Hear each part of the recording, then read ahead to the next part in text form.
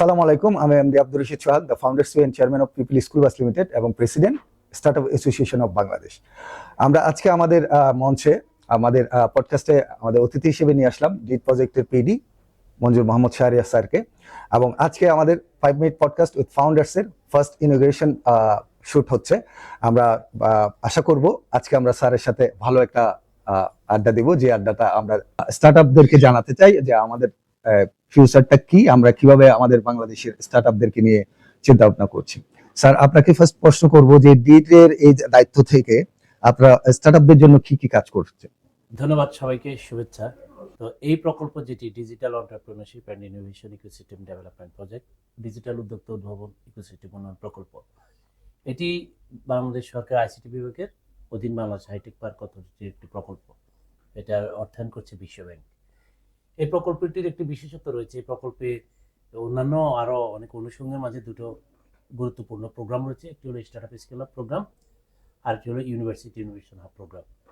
University innovation hub প্রোগ্রামে 10টি বিশ্ববিদ্যালয়ের এই প্রকল্পটি যে কাজ হচ্ছিল, বর্তমানে 2 বছর প্রকল্পের মেয়াদ বেড়েছে, আরও 14টি মোট 24টি বিশ্ববিদ্যালয়ে কাজ হবে। এর পাশাপাশি স্টার্টআপ স্কেল আপ প্রোগ্রামে আমরা 1076 জনকে প্রশিক্ষণ দিয়েছি গত সময়।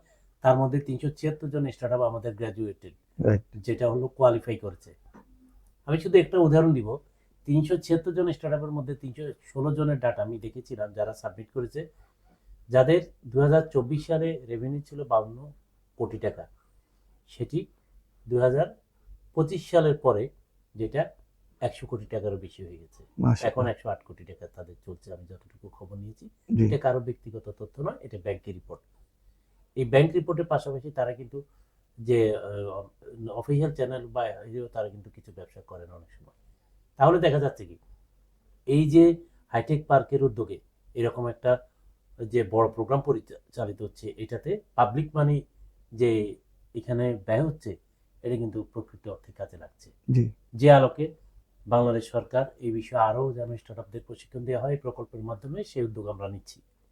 আগামীতে এই স্টার্টআপ স্কেল আপ প্রোগ্রামে আরও প্রশিক্ষণ দেওয়া হবে। একই সাথে বিশ্ববিদ্যালয় 3000 জনকে প্রশিক্ষণ দিয়ে আমরা 300টা টিম সিলেক্ট করেছি।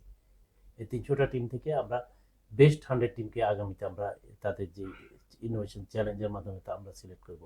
অর্থাৎ সরকার চাচ্ছে একটা হলিস্টিক অ্যাপ্রোচ। তো এই দেশের যারা স্টার্টআপ, তাদের জন্য যেটি সবাই চাচ্ছে, স্টার্টআপদের জন্য একটা গুরুত্বপূর্ণ বিষয় হলো মেন্টরিং।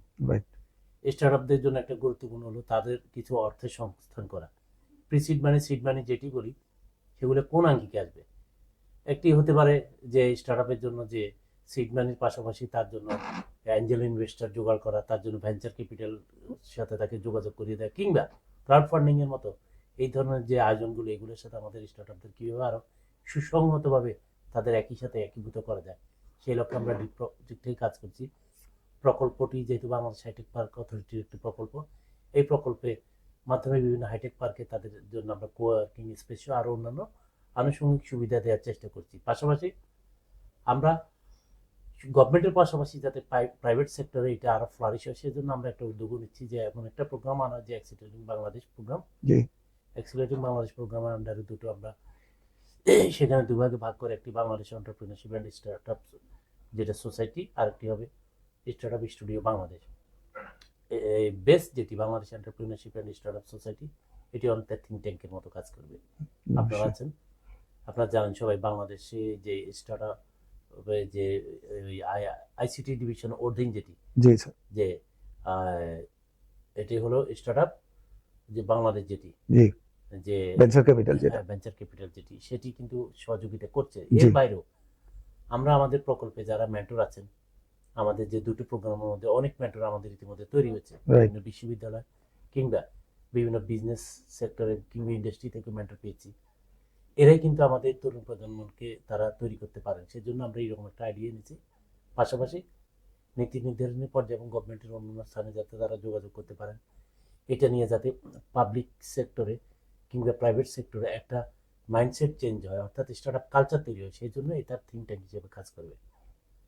স্টার্টআপ স্টুডিও বাংলাদেশ যেটি, এটা অনেকটা ভেঞ্চার ক্যাপিটালের মতো, যারা এদের জন্য একটা মডেল তৈরি করবে, সেই মডেল অনুযায়ী প্রশিক্ষণ দেবে, কিছু প্রিসিড মানি, সিড মানি কিংবা অন্যান্য যেই তার জন্য অর্থ সংস্থান করা, তার জন্য তার ইনভেস্টর জোগাড় করা, এগুলো করবে। এটা হতে পারে অ্যাঞ্জেল ইনভেস্টর, হতে পারে ভিসি, হতে পারে ক্রাউড ফান্ডিং।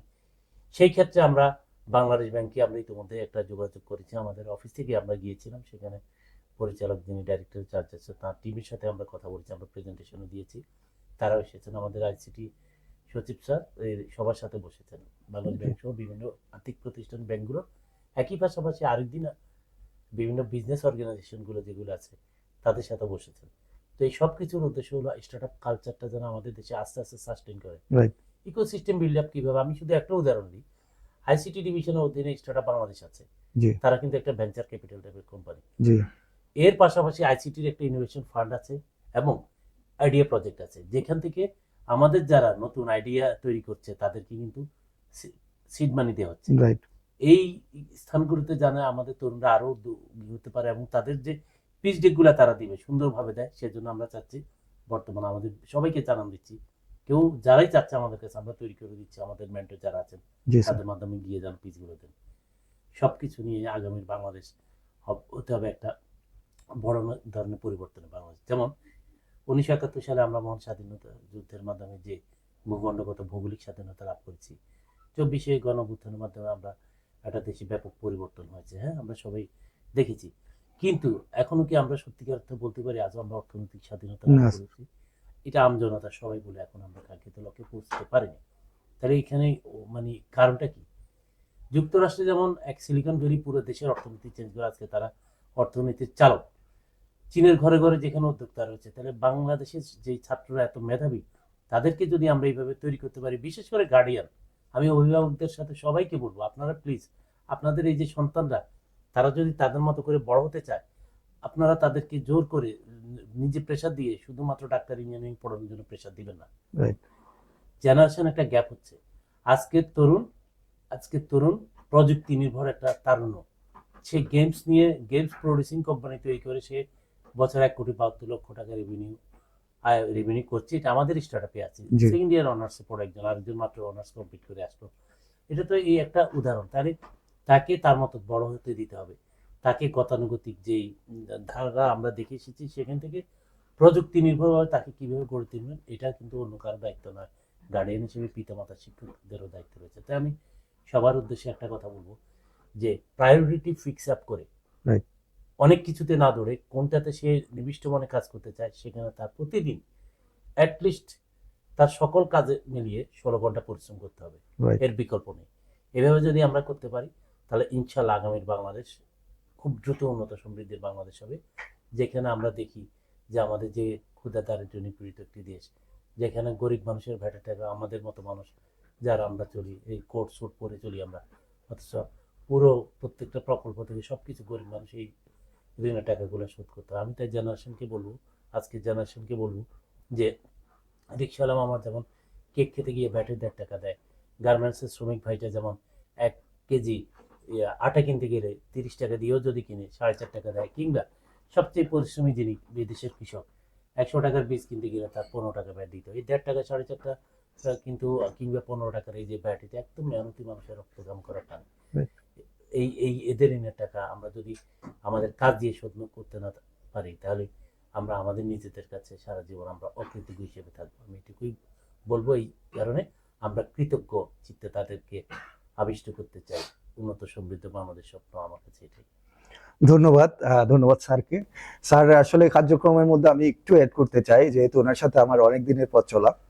স্যার কিন্তু নিজের কাজের বাহিরেও বিভিন্ন ইউনিভার্সিটিতে ক্লাবগুলোতে গিয়ে আপনি যেভাবে উৎসাহ দিচ্ছেন স্যার, এই যে স্টার্টআপ গুলো নিজের ওখান থেকে জন্ম হচ্ছে, হ্যাঁ, এই জন্ম হওয়াকে আপনি যেভাবে লালন পালন করে নিয়ে এসে আবার এই যে অ্যাক্সেলারেটিং বাংলাদেশ থেকে শুরু করে ডিডের সহযোগিতায় আপনি আইডিয়া পর্যন্ত বা স্টার্টআপ বাংলাদেশ পর্যন্ত কানেক্ট করাই দিচ্ছেন, এটা আমাদের জন্য বিশাল একটা ব্রিজ হিসেবে কাজ করছে। এবং আপনার মতো যারা আছেন আমরা আপনাদের জন্য শুভকামনা জানাই। আপনারা স্যার আমাদের অভিভাবক, আপনারাই যদি এভাবেই আমাদেরকে ছায়া হিসাবে আমাদেরকে তুলে নিয়ে আসেন, আমাদের বাংলাদেশের স্টার্টআপ আমরা আশা করি সারা বিশ্বের দরবারে আমরা উঠে আসতে পারবো। আমরা 2035 সালের মধ্যে আমরা আশা করি বাংলাদেশ থেকে আমরা 4 থেকে 5টা আমরা বড় বড় স্টার্টআপ যারা সারা ওয়ার্ল্ড আমরা লিড করতে পারবো, এই ধরনের স্টার্টআপ আমরা আশা করছি।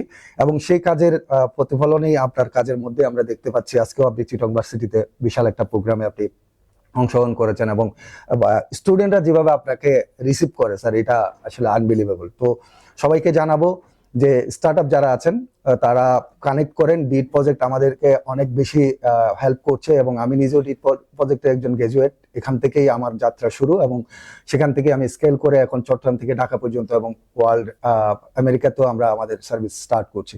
তো ধন্যবাদ স্যার আমাদের সাথে থাকার জন্য, ধন্যবাদ আপনাকে। সালাম আলাইকুম। ধন্যবাদ, শুভকামনা।